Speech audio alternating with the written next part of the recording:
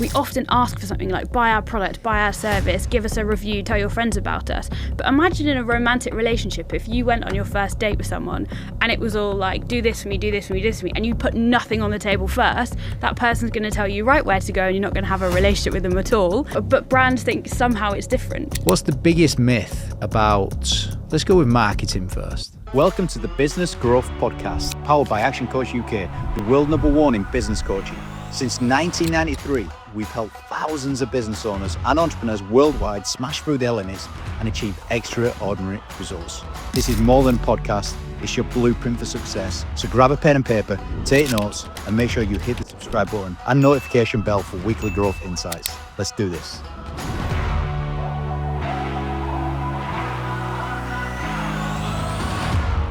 ActionCOACH, the help you need to grow your business. I've just spent the last 45 minutes or so with the great Charlotte Pearce, who is putting the human connection into marketing at scale. Now, there is a massive myth in marketing, and the myth is that you got to have a call to action on everything. And when you listen to this podcast, you're going to realize why you don't.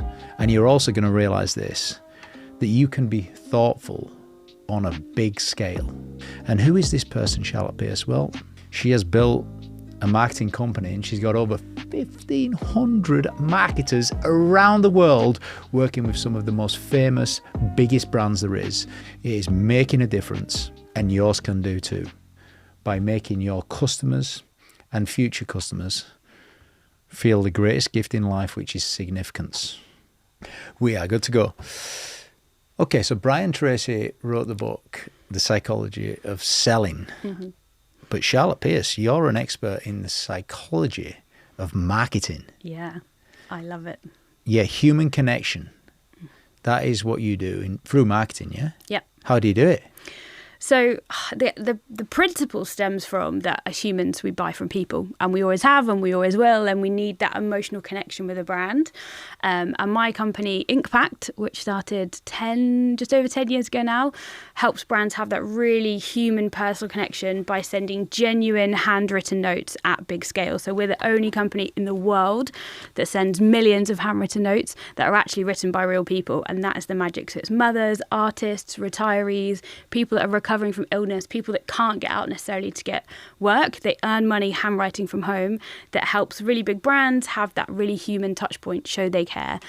So I always talk about marketing a little bit like dating or any other relationship, and how important the giving is, not just kind of asking and receiving. So we help brands do that in a really memorable and meaningful way. Millions of handwritten. Yeah. And let's just talk about the psychology behind receiving a handwritten note. What is the psychology of that? So there's so many layers that kind of go on top of each other as to why we kind of all love them so much. But it's also slightly generational dependent. So if you're, the generation that you don't really receive handwritten notes anymore, but you did, and you might have a box under your bed of all these like lovely notes from your family or some lovers, some friends. We have this like nostalgia to, oh my gosh, someone put pen and paper, particularly in this digital age, they must really care about me. So there's this reciprocity effect. If someone did something for me, I'm going to do something for them. And it's not always conscious. It's quite often subconscious, going, oh my gosh, I feel special. I feel valued. I feel, God, like I did when I was receiving those letters from my lover back in wherever when they're at university. And then the younger generation, they have the psychology of, oh my God, I feel like an influencer. I feel special. Like I see people receiving packages in these handwritten notes from brands. They feel, again, special and important. So we all know we'll all have kind of a hierarchy of needs. And Tony Robbins has got some amazing stuff on this, but when we feel significant is when we kind of feel like we're valued and alive, and therefore we're kind of more likely to act or do something. So we feel special, valued, and a handwritten note cuts right to that emotional core. Do you know, I interviewed someone on this podcast, sat in your chair, she was, Dr. Linda Shaw, and she asked me this question. She put me on the spot. What's the best gift you can give anybody in life? And she said, and I said my thing, and she appropriately corrected me, and she said, the best gift that anyone can give anyone else is to make someone feel significant. Yeah. That's it. And that's what your letters do. Yeah. And that's why they're memorable. Yeah, and it's often not something you think about when you think of a brand or a company that you work with. That you often almost think the opposite. You just think you're a number in, a marketing wheel of mass stuff. You don't ever go, oh, that brand made me feel significant, because it is hard to do that. So we try and help brands do that in the most meaningful way that also helps people in their life as well. So I think any way in which I'm also such a big advocate for just writing someone a little note, like saying like, you did an amazing job today, or your partner, your husband or your wife at home, just writing a little message being like, you're smashing life. Because we often feel like as people, we're not smashing life, and things are difficult and things are challenging, and we often feel out of whack or not significant. So just something little that someone can do for anyone can make such a big difference to their life, brand or no brand.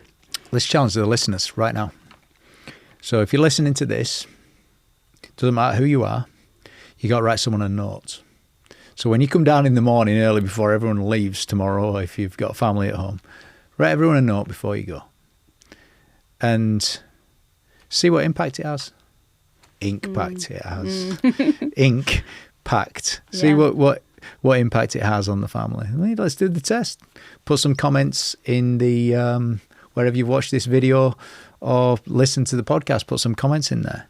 Make someone feel significant. Now, you've sent millions of these. You've sent more of these handwritten letters than any other marketing organisation on the planet.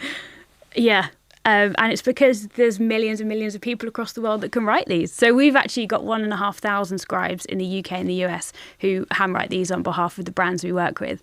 And that is our secret sauce, really. We've got a really cool tech platform and some integrations, but it wouldn't be possible without these scribes.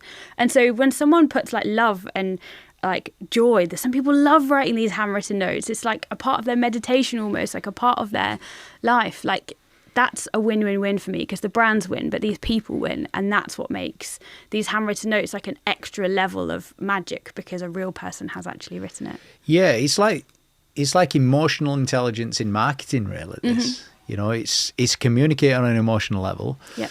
This episode is brought to you by Jira IT, your trusted partner in IT. Whether it's cybersecurity, outsourced IT support, or IT solutions that are designed to help you grow your business, visit jirait.co.uk, where technology meets growth.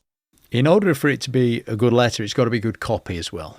Let's talk about copywriting and the psychology behind the copy. Yeah, so if you just write what you'd write in an email, but write it as a handwritten letter, you'd get a bit better of an open rate. Obviously, it's handwritten, you'd open it, but it's not going to be that emotional and that meaningful. So we always talk about from a friend to a friend. And so, if you came around to my dinner for a dinner party and you were going to send a thank you after, you just get a little piece of paper. It's not going to be branded. It's not going to have your logo all over it. It's just going to have a nice little pattern on it, little message to me that's something that I might love or remember or know. So it's just really simple, from a friend to a friend. No jargon, cut the marketing crap in a way, just thank someone. Like, without them, your business wouldn't be here. So put that love and thanks into a message, and we've proven over the millions of letters what that does to then them actually coming and buying from you again, because you've got this emotional connection to them. So just honestly, a simple thank you, almost no call to action.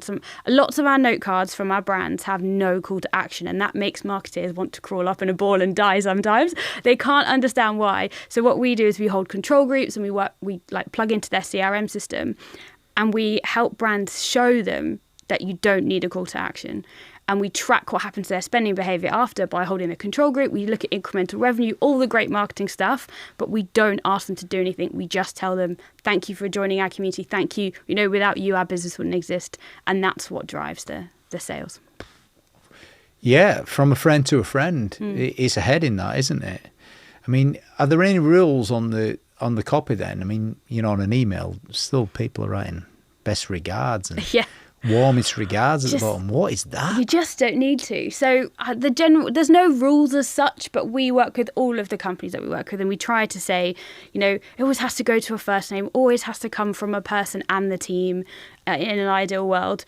We work with some massive brands like your John Lewis and your Waitrose, and we like to say, from Annabelle and the John Lewis team. So someone in that team that actually is, whose job it is to connect with customers, put it from that person. So it's not a rule as such, but again, from a friend to a friend, of course you'd sign it off from a person. Of course you're going to name it to a person. And then just honestly, gratitude is the best thing that you can really do. So that's normally why we'd write a note personally, is to thank someone or empower someone. It's no different in a marketing context. So yeah, strip back all of those jargon words and all of the nonsense and just thank your customers for choosing you. I've made a few notes here. I dare say some of the listeners are as well. From a friend to a friend is kind of the heading. Yep. You know, but it must be to a first name. Yep. You know, not to Charlotte Pearce. Yeah, there's no need to nowadays. Could it be second name me. Could you say to the great Charlotte Pearce? You could. Or, you know. It's quite making you feel significant, though, Yeah. isn't it? What you said earlier on. Yeah, and just, you know, every brand needs to use their own tone of voice and be as playful as they are. There's no point pretending to be another brand out here. So I'm not saying, you know, if you're Brewdog, who we also work with, you can't possibly sound like Farfetch, you know, or Victoria Beckham. It won't work for you. So there's no point trying to be another brand, but just be yourself, but be from a friend to a friend, colloquial, friendly, thoughtful, but do it in your own brand style and way. Here's some of the rules that I've managed to scribble down as you're speaking so fast. From a friend to the first name. Yep. And it's from a person and a team. Yep. All right. So from a person and a team, it is definitely amplifying gratitude. Mm-hmm. You know, and what you said earlier on about making someone feel significant, grateful for them to make them feel significant, leaning into that psychology. And done in your tone of voice and as playful as you want to be. Yeah, that's what and you can edge the playfulness because it's handwritten. So I always feel like because it's such a tactile kind of cool thing they could keep up and they keep around the house, and I talk about mantelpiece moments, which I'm very happy to come back to, because it's up and it's around, you can be more playful and you can be more emotional and you can be more real and honest and human because of the form it's in, because of that nostalgia. You would have always written a love note to someone. Of course you're going to be honest and real and emotional and vulnerable. So because of the method it comes in, it's handwritten, I feel like brands can push the envelope. I promise no more puns. Like you can do a bit more than you maybe would normally with your brand, but still within that realms of being and keeping authentic to you. Yeah, honest, open, vulnerable, in emotional slants. Yeah. But I think this goes to other forms of marketing too. So I'm not sitting here going, oh, handwritten notes, the only thing. Absolutely not. It only works with other marketing touch points and other parts of the marketing journey and CRM journey. But like, I just think that as a brand and as companies, we often ask for something like buy our product, buy our service, give us a review, tell your friends about us. But imagine in a romantic relationship, if you went on your first date with someone and it was all like, do this for me, do this for me, do this for me, and you put nothing on the table first, that person's going to tell you right where to go and you're not going to have a relationship with them at all. But brands think somehow it's different. But no, you're still cultivating a human relationship. So you can't expect to just ask. And the amount of marketing I see that is like, buy this, do this, give us a review, tell a friend, before they've given anything to the customer. It doesn't work like that. You have to give first. So, and that's any form of marketing, handwritten or not. What can you be giving to your customer? And then over time, if you give more, then of course you're going to get back. But if you don't do the giving first, then they'll go somewhere else. It's pretty impressive, isn't it, what you've built? So when I first started the business, I'd have no idea that we'd be here today, of course. I'd have no idea we'd work with brands like Victoria Beckham and Waitrose and, Farfetch. And it's been an incredible journey. When you got the call from Victoria Beckham, what did that feel like? Wasn't her herself, her wonderful team. Yeah, it's incredible. And, when a founder puts so much love into a brand, so we work with other founder-led brands like Bowden is still a founder-led brand, and we work with them. It still has that core of the founder caring so much about the business, and so that makes incredible results when you add all the psychology and the stuff that we do. So if you can take the soul of that founder, and when they were small, they probably did all these lovely, thoughtful things for their first customers. But when you get to the size of Bowden or Victoria Beckham, you can't. So that's kind of why we exist. But yeah, finding these brands, the ones that work and get the best results, have a little bit of that soul, and our messages help amplify that to the customers. Well, how did you start the business? Yeah, so I love this story because it's such an accidental start of a business. So I ran a social enterprise when I was at university. I've started businesses since I was 13, 14 years old online. But I went to the University of Southampton and I studied entrepreneurship. And I ended up running this big social enterprise called Enactus, or called Cypher back then.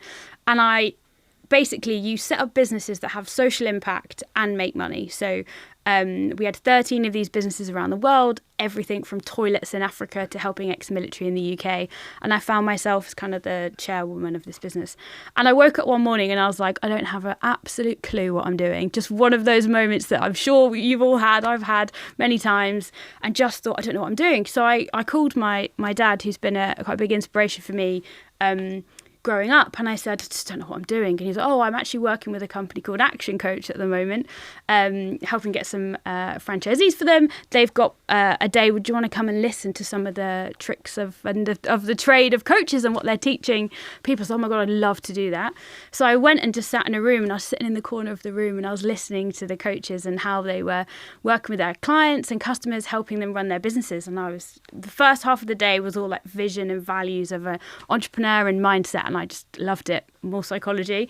And then in the afternoon, they were talking about marketing. So I just hung around. I'm really interested in marketing. And that's when the coaches were saying they loved sending handwritten letters. But then everyone started complaining about, oh, my handwriting's really bad. I can't send many of them. And I kind of just put my hand up in the corner of the room and I was like, well, I work with thousands of people across the world in various businesses. I'm sure some of them can write some letters. I had no idea what I was going to start from then and, 10 plus years later. But we worked with one of the coaches. We sent 100 letters. I had a spreadsheet, and it was my cousin who actually wrote the first 100 because my handwriting hilariously awful, like awful. Really? Yes, it's very slanted, and I wouldn't pass my own scribe test. But so my cousin wrote the first 100, and that's leverage, though, isn't it? Yeah, exactly. You're starting a business. You're not even doing the doing because I couldn't. I wasn't good enough. So I paid my cousin, and I took a little percentage off the top. And the coach sent 100 letters and 33 people had a coffee or a call with him. And I remember the rest of the coaches are like, can we do this? Can we do this? Can we do this? And I realised that I needed to then make it scalable. So a couple of years later, I actually ended up on an entrepreneur course in London, and I was picked as one of the up-and-coming top 30 entrepreneurs with this business idea, and I pitched to some investors, and I got to sit down with the founder of Skyscanner and some other really cool businesses, and they helped me build out what a scalable tech version would need to look like to scale these handwritten notes. A very similar model to your Uber Deliveroo with people, but leveraged by technology. And yeah, then the rest is history, really. But if it wasn't for me having that little breakdown that morning, and then obviously my dad suggesting I go and chat to ActionCOACH and just listen, I was only there to listen. And I came up with, a multi-million-pound business idea by accident, thanks to ActionCOACH, really. Yeah, well, we're proudly associated with you and working with you on that. So, one thing that springs out there is the power of the leverage mentality. Mm-hmm. You had that at a young age. Yeah. And that's allowed you to scale this business on a global level, work with some of the biggest and best brands in the world, some of the most famous people in the world. Yeah. It's pretty impressive what you've done in the last 10 years. That's down to leverage, your thinking. I had just read a book, I want to say. So I've been a bit of a personal development junkie since I was probably about 13. And I just read Rich Dad, Poor Dad. I want to say 2 weeks before I did that ActionCOACH workshop. And so I had leverage in my head. So I've always known businesses, I was always going to be in that business or investor quadrant. If you've read the book. And I always knew that I was never going to have a job. It wasn't really built in me to have a job. And I'd never really had one, and I was never going to. But that idea that you could create a business that has value to people and yourself and, pay and employ other people was just like a light bulb moment for me. And then the social impact angle on top of that, which is what I was running, you can help people who would struggle to get a job. How amazing is that business can have that power and actually have more power than charities in lots of ways because business makes more money. So I was like, let's use leverage for good as well as leverage for money. Has it been all swimming and sailing, in your journey for 10 years? Oh my goodness, not even close. It has been a roller coaster. I mean, we've had, a pandemic, and we've nearly run out of money about 20 times. We've raised investment, which is a whole, we've raised £2.5 million of investment over the years. We've thought we're building one product for a group of customers, and we're actually building it for someone else. So when we started, we thought, this is a great tool for SMEs. And when we built the first version of the platform, Moet Hennessy and Mr. and Mrs. Smith had heard about us, and we got 2 retail clients, but we'd actually built the platform for SMEs. And so over the years, we've had to make some decisions and some choices about which route we go, and we haven't always got it right. And my gosh, hiring people is a whole learning. So no, I could write a book on the ups and downs of this. And also, I was so young when I first started this. I had no idea what I was doing. I'm still not sure I have any idea now. But the thing I've learned along the way is just learning, always, not being the smartest person in the room, surrounding yourself with awesome people, and just keep going. The hardest points actually have not been the points where the business has nearly fallen apart. It's been the stable moments for me are actually the hardest. Just the really? Chugging along of business is hard. Why has that been the hardest bit? Because I love starting something from nothing, and I love making things big and getting really excited. I love standing on stages in front of thousands of people, but running a business, I think, has often been glamorized as that all the time. But actually, the amount of time I'm on stage or on podcasts is tiny. Most of the time, it's doing the grunt work, the day-to-day, the managing the team, the managing the spreadsheets. That is actually very difficult for, I guess, a type A, loves excitement, very extroverted person. That's probably the hardest bit. When things are not going so well, I can use all my problem solving and network and experience. But most of business isn't as glamorous as I think people maybe make it out to be. One thing you said towards the start of that was you've raised investment, $2.5 million. Some of the listeners also want to raise investment in their business. So let's just jump out of emotional, sort of human-centered marketing for a second. And what's your best advice you can give the listeners on if they're going to successfully raise some investment?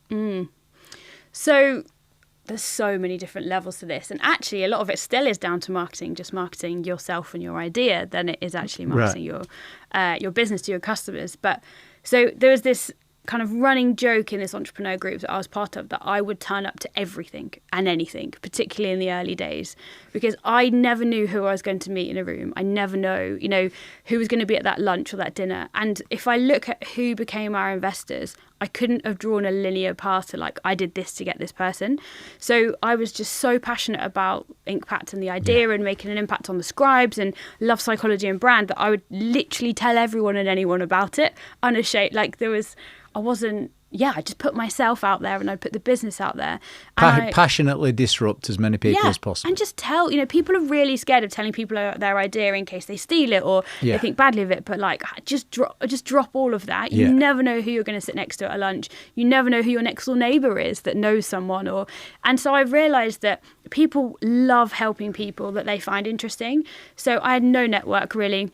I come from quite a small village in the Midlands, and I went to a local state school, and I didn't really have anyone in my address book that could invest in this. So I had to come to London effectively and build a network. And that's the really fun part of it, really. I had to build it from nothing. And now I know some of the most successful entrepreneurs in the world. And they, for some reason, I still don't exactly know why, wanted to help me.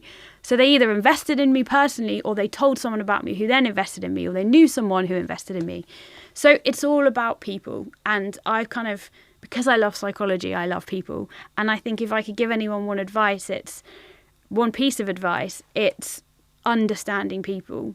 Because you want someone to leave a dinner party going, they were really interesting, or they had something really interesting to say, or their business is really interesting. Any of those things are going to get you invested in more than a business plan. It's really interesting. I've asked dragons this question as well. What's the key to a pitch and all this kind of thing. And you're coming at it from this angle. Look, proudly share what you do as passionately as you can, and people love speaking to people that they find interesting. Yeah. I've got this quote ringing in my head, if you want to be interesting, be interested. Yeah. Listen to the other person and all that kind of stuff. So I'm guessing that goes with what you're saying. Yeah, I mean, I love asking questions. Actually, normally I'm in that seat interviewing people. I love it. And I think you just never know what someone's background is. And I never think I know more than anyone about anything. Did they invest in you, or did they invest in this strategy, this concept of Impact, sending handwritten letters? I would say, and I've actually asked them this like 10 years on, like, why did you invest in us on like day one? And I would say it's probably 80-90% because they believed in me, and 10-20% because they believed in the idea. I think as you get older and you get more established, that number will shift. Because you've then got, okay, here's my multi-million pounds of revenue to then look at, and, you know, here's 5 years of accounts. It does get a bit different. They start investing more in the business than you.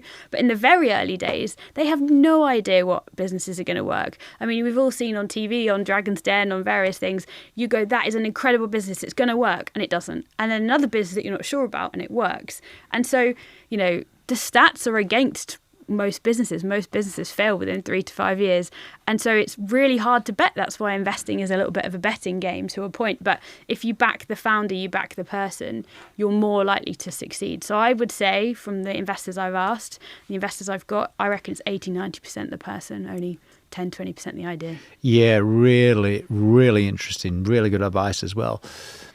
How have you grown as a person and as a leader and an owner in the last 10 years then? Oh, that is such a great question. I'm literally constantly a new version of myself, I swear, every like 3 to 6 months. I try and do an analysis, and I'm different. And there's different stages in the business and in life that I go through, and I really reflect on what that has done for me. So every time there has been a horrible moment, like we've nearly run out of cash, or we lose a client, or we had a moment I think it was just over 2 years ago, where like 4 clients went under in 1 month. It was like the death of retail. Like, it was all over the news, it's everywhere, and clients were just going down like flies. And we were like, this could be the end, of us. And then I think it's who you are in those moments, and who you are as a leader, that shows your real sense of self. And so I kind of look back and I kind of love those moments. Might not love them at the time, but I love those moments of adversity. And, you know, for me this year, there's been lots of adversity in my personal life as well, and lots of crazy things that have happened. And I'm doing lots of therapy and coaching. I'm a big believer of, I've always had a coach, and I will always have a coach. And sometimes I need therapy on top of that as well. I remember like last week I had a therapy session, then a coaching session, then an investor session who's also a coach. And I was like, give me all of it. You know, I can always evolve and grow and learn. So you're like a big fireball, aren't you? Love it. But sometimes that's to my detriment. And so I'm very good at pushing things forward and making things happen. I've really struggled to stop and slow, and that's what I'm trying to learn as I get a bit older, that sometimes pushing this big boulder up a hill is not the right way to go. Actually slowing down, taking a step backwards sometimes is going to let you go forward. So I guess that's my biggest lesson as a leader, is I'm always trying to control and do and push and make things happen. And the world doesn't really always work like that. Sometimes you have to go backwards to go forwards, or take a step to the side, or just stop for a second. So I guess as I'm getting older, I'm learning a bit more. I love what you said, though, early on there about the horrible moments. Those are your opportunities for personal renewal. It's who you are in them moments. Yeah. And every 3 to 6 months, you've kind of renewed yourself and just stepped up again. Now, if you did that, even if you did it every 6 months, you know, over 10 years, that becomes 20 versions of you. Yeah. Each version becoming a little bit better. Yeah.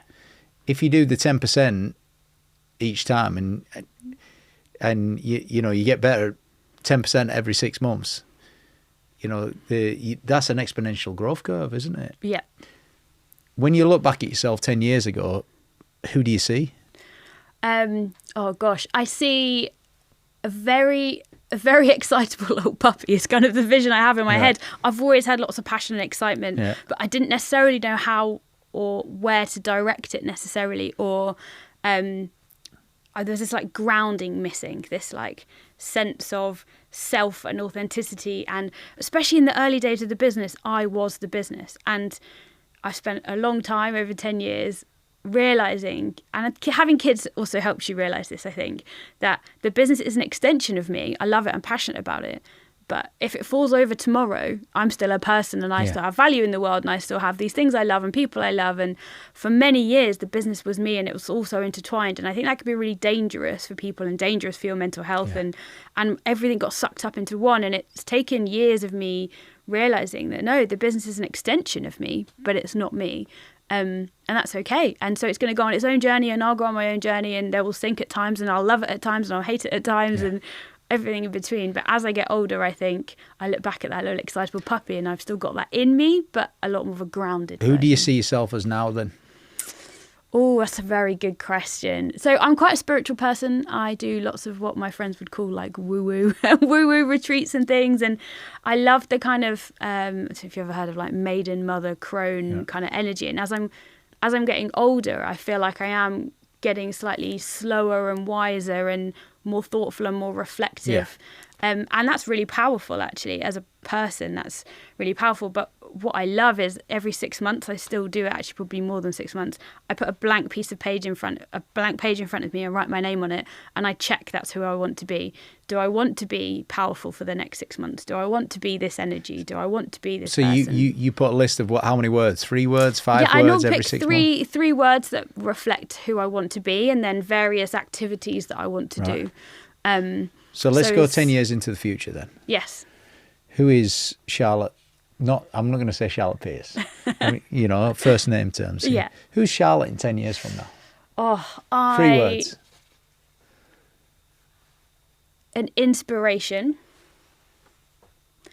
You're already an inspiration though, aren't you? More of an inspiration. Oh. I feel there's more. There's something around like raw or daring. This is like a brave, bold. It's more like raw and vulnerable. Like, I love talking about topics and things that people would never talk about. Oh, let's go with that. Inspiration, more inspirational. More inspirational. Raw and vulnerable. Raw and vulnerable. And fun. Yeah, you're definitely that. I could be quite highly strung. You should ask my husband if I'm fun. All right, so fun at home. I can be very fun high. At home. Just like I'd like to just bring more fun into life. Life can get serious, right? When you run a business and you pay people and you've got clients, it can get very like heavy. And I want to inspire more fun and playfulness. Yeah, and for the listeners, whilst we're just playing around with that, I'm asking you the 3 words in 10 years. I mean, that's a decent exercise for the listeners to do in the next 6 months, isn't it? Like you do every 6 months. Yeah. Okay, that's how you've grown. Earlier on, you said something called mantelpiece moments. Oh, mantelpiece moments, yes. What are they? So the world just moves so fast, and like your emails and AI will put your emails in a clutter inbox thinking, I know what you're going to want to see or not see, so things are decided for you. It's very rare something or a company stays around in your ether for very long.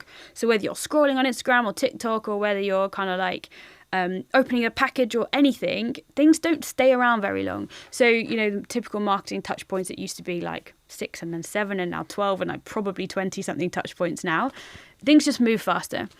And so why I love physical products and things, and obviously handwritten notes, is you have this opportunity to create a mantelpiece moment. So we started with our handwritten notes. We also do gifting and various other things now, but all of them have in common that it's a physical, tactile experience that someone actually will appreciate and want. And so when you think about again, in a romantic relationship, you might buy someone a little gift or go, I've got these flowers, I was thinking of you. Then those flowers are around the home for however long they last. And every time that person looks at the flowers, they remember you. Now, imagine like a brand can have that experience in your home if you create what I call a mantelpiece moment. So it doesn't have to necessarily be a mantelpiece, but it sounds cool. It can be a fridge, it can be a wall, it can be anything. And so we do lots of stuff. One of my favourite campaigns that we've ever done, I'm not really supposed to have favourites because all our brands are equally amazing, but we worked with Sweaty Betty on International Women's Day. Sweaty Betty? What's that? Sweaty Betty is, lots of your listeners will know who Sweaty Betty is. It's a female, actually I think they might do a female clothing gym gym wear brand it started as, and now they do lots of kind of lifestyle clothing. Very big. Called Sweaty Betty. I know the two founders. They're really cool, really cool people, and it's a great brand, and it's all about empowering women. And they like have campaigns like wear the damn shorts and stuff like that. Like really cool brand. And their whole mission is about empowering women to feel good in sport, to feel good in themselves, to feel good doing these activities. And we do International Women's campaigns with them. And one of my favourite, which I love, is they sent 2 note cards. They sent a note card to the customer and said, "We love and value you. Happy International Women's Day. You're amazing." And it had a really cool quote on it that they'd put on a mirror or on a wall.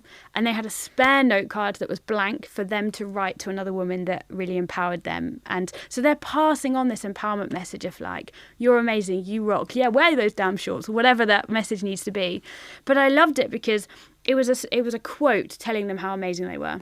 They'll put on their mirror or their mantelpiece or put in their bathroom to see every morning when they're brushing their teeth. But they could also give the gift of empowerment to another woman. And this is a marketing campaign that ultimately is there to drive revenue. But it's just like layered upon layer of like amazing human kindness and thoughtfulness, which of course then drove revenue because they've now, for every customer, they've now just got a new customer. Yeah.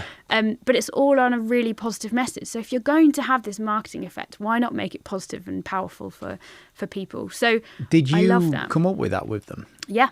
So actually, it was a campaign that we did for International Women's Day ourselves at Impact the year before, and we were like, "This is cool," and we were writing to women that empowered us, and thanking our like female investors, thanking our team, thanking our customers, and so we said, "Let's now sell this to our customers." Sweaty Betty did the most successful version of that afterwards as well. Sweaty Betty. All right, you're 33 now. I am 33, yeah. That's still really young, isn't it? What's your definition of success?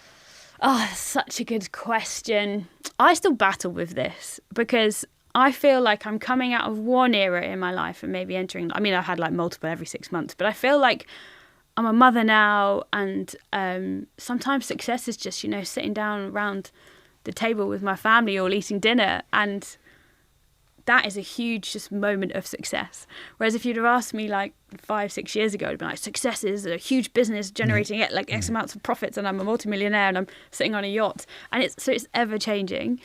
For me, like when I wake up every day, I want to just try and be like, am I creating something meaningful?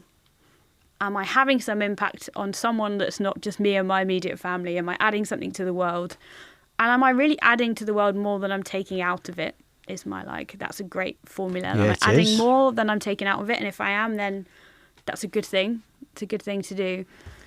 But success is just being a bit at peace. I mean, I am a bit of a fireball, as you mentioned. I'm a bit of an excitable puppy, but that comes with lots of challenges. Like I'm very happy to be vulnerable about this, but for many years I suffered with panic attacks because I'm so highly strung that I would then effectively get myself so wound up with all this energy that I'd then eventually kind of burst and have a panic attack. And so sometimes success is just being a bit at peace. Like, yes, I'm going to be pushing the business forward, and yes, I'm going to be creating these great things, but I want to do it from a state of peace and happiness and fun, not from a state of stress. I'm still really struggling and trying to do that. I'm going to summarise your definition of success there. It's create meaning. Yeah. Create impact. Give more than you take. Mm-hmm. And do it all from a peaceful state. Yeah. That's success. Not asking for much, am I? But yes, absolutely, that's success. Yeah. Of course. It's a good definition. It's got in my head and a lot of the listeners' heads as well. What's been your biggest lesson in life so far? It has to be so far. I mean, you're only 33, for God's sake. Biggest lesson. So many. I have so many lessons. My biggest lesson is that you can always...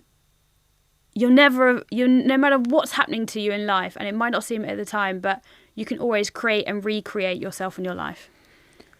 You don't have to just get stuck in patterns or behaviours or things. Like, you've always got a blank page. You can recreate yourself, your life, your business, anything, no matter what happens. And that's really in line with what you were saying earlier on. So, you're recreating yourself every 3 to 6 months, you said. Yeah. So that's over 10 years, that's between 20 and 40 times you've recreated yourself, stepped up each time. Yeah. It's a challenge, isn't it? Become all that you're capable of becoming. Mm. What's the biggest myth about, let's go with marketing first. Yeah. What's the biggest myth? The biggest myth, I think on a very practical level, that you have to have a call to action. You have to be pushing your messaging. Like, you don't have to be pushing it. Like I said about life, it's all kind of the same thing. You don't have to just be pushing your stuff all the time. Sometimes you can just stop and appreciate, and then you go faster forwards. So I think for brands, you don't have to just be like pushing a discount or a thing you don't have to do that. You can stop and appreciate. What's the biggest myth about marketing to create significance? I think something around authenticity here. So the biggest pushback we get is, because someone else is writing the letters or someone else is helping you deliver it, that's inauthentic. But if it's coming from the brand saying, I want to send that. So I think the biggest myth is that you can't be genuinely thoughtful at big scale, and that, you're duping That's people. Good, isn't it? You can be, because as long as your intention is right, I want to thank this customer, then it almost doesn't matter how you thank the customer. It has to come from this authentic place. So yeah, I think there's this myth that when you get bigger, you can't be thoughtful or it can't be seen as authentic. You absolutely can. What's the most beautiful thing about marketing? That it can be really human and it can be really real for people. Significance. Yeah, it can. It doesn't have to, I think sometimes, I reckon if you ask lots of people about marketing, they'd kind of say it's like slimy, or like I'm pushing something on someone and maybe they don't want it. A bit like people talk about sales and marketing, talk about I'm almost pressurizing someone to buy something. But actually, if you've got a great product, great service, some people are going to really want it and benefit from it, then it's a good service to offer the world. So yeah, I think re-looking at marketing as more of a push and pull rather than just a push is key. Push and pull, not just push. Now the listeners have listened to this, what's the first action they should take? I think where can you add gratitude into your marketing and life? Why? So, because you and or your business wouldn't be here today probably without a lot of people. And we often just go for that next goal and that next thing, that next sale, and don't spend time thanking and appreciating that you're still there. My favourite bit of this session has been the belief that you've instilled in me about the importance of sending a letter from a friend to a friend, and the clear instructions that you gave us for doing that. What's been your favourite bit of this session? I feel like you have taken me back to that childhood Charlotte, and I'm incredibly grateful. This feels like such a full circle moment for me, because I wouldn't be here without ActionCOACH. I wouldn't have started the business without ActionCOACH. And I'm just grateful for those ebbs and flows in life. So that morning, I had no idea what I was going to create that day. I had no idea 10 years later I'd have this incredible company and impact. And if I hadn't gone in that room with ActionCOACH, and if ActionCOACH hadn't existed, and you didn't exist, then I wouldn't be here today. So just that reflection on how magical life can be when you go with it and you say yes for yourself and other people and turn up and make things happen. But I want to say thank you to you and to ActionCOACH, and I'm reflecting on how incredibly grateful I am that I had that experience to have ActionCOACH as our first ever client. I wouldn't have got Victoria Beckham as a client if I hadn't got ActionCOACH, all those years ago. And I think you never know where life's going to take you, and never know the roller coaster you're going to go on. So you might as well ride it. And yeah, very grateful to be sitting here in a very full circle moment. Well, the last 10 years have been a blast. You're incredible, Charlotte, and here's to your next 10 years. Thank On behalf you. of everyone, thank you very much. Thanks. There we go. Thank you.